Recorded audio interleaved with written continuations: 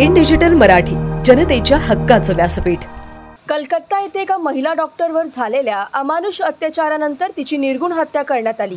या धक्कादायक घटनेच्या निषेधार्थ उल्हासनगर मेडिकल असोसिएशनने शनिवार 17 ऑगस्ट 2024 रोजी देशव्यापी बंद पुकारला आहे। या बंदचा एक भाग म्हणून ओपीडी सेवा पूर्ण दिवस बंद ठेवण्यात येणार आहे। कलकत्ता येथील घटनेने संपूर्ण वैद्यकीय समुदायात तीव्र संताप आणि असुरक्षतेची भावना निर्माण झाली आहे।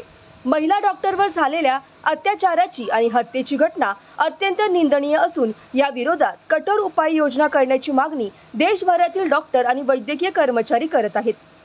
उल्हासनगर मेडिकल असोसिएशनने या बंदमध्ये नागरिकांनी सहकार्य करावे असे आवाहन केले आहे। या दिवशी फक्त तत्काळ वैद्यकीय सेवा सुरू राहील, परंतु नियमित तपासणीसाठी सुरू असलेली ओपीडी सेवा बंद राहील।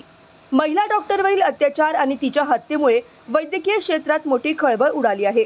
उल्हासनगरमधील वैद्यकीय समुदायाने या घटनेचा तीव्र निषेध केला आहे आणि या बंदमध्ये सक्रिय सहभाग नोंदवला आहे।